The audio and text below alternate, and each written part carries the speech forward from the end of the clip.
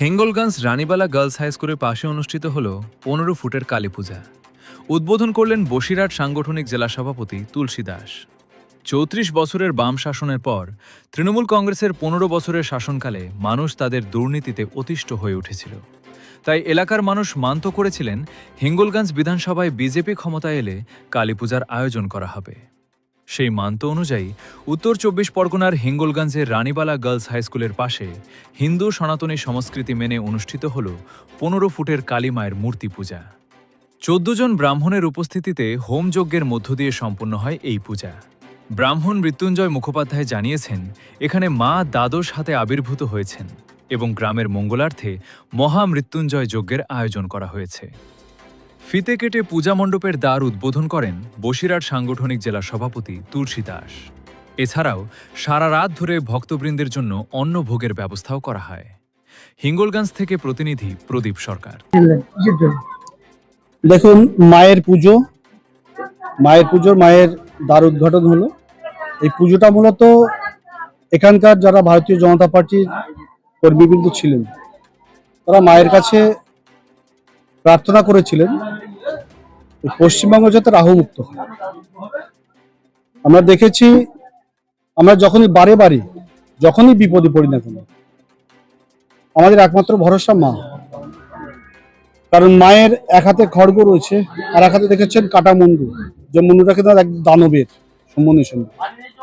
যে দানব ধরাধামে যখন দানবীয় অত্যাচার চালায়, তখন এই পৃথিবীকে উদ্ধার করতে মায়ের আবির্ভাব।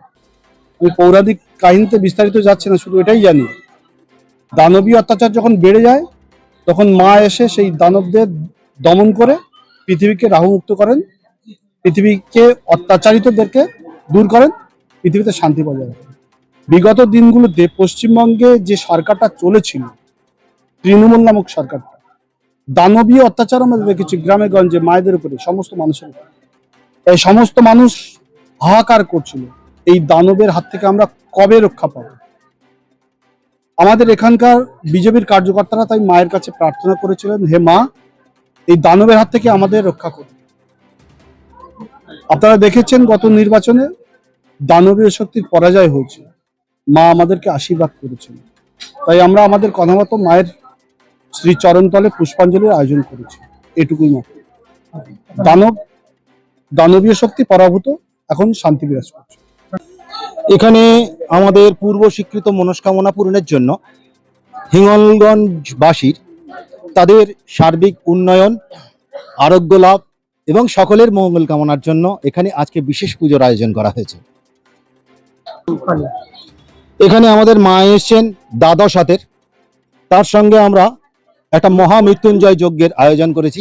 একই সঙ্গে মায়ের পুজোর কর্মবাসরে মায়ের হোম, একই সঙ্গে মহামৃত্যুঞ্জয় হোমের আমরা আয়োজন করেছি, যাতে গ্রামবাসীর কারোর কোনো রকম বিপত্তি না ঘটে।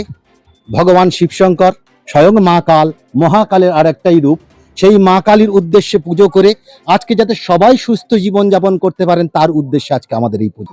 আমরা এখানে দ্বাদশ ব্রাহ্মণ এসেছি, তার মধ্যে দুজন আছেন যারা, একজন ভট্টাচার্যী এবং একজন পূজারী, যিনারা ওখানে মায়ের পুজো করবেন।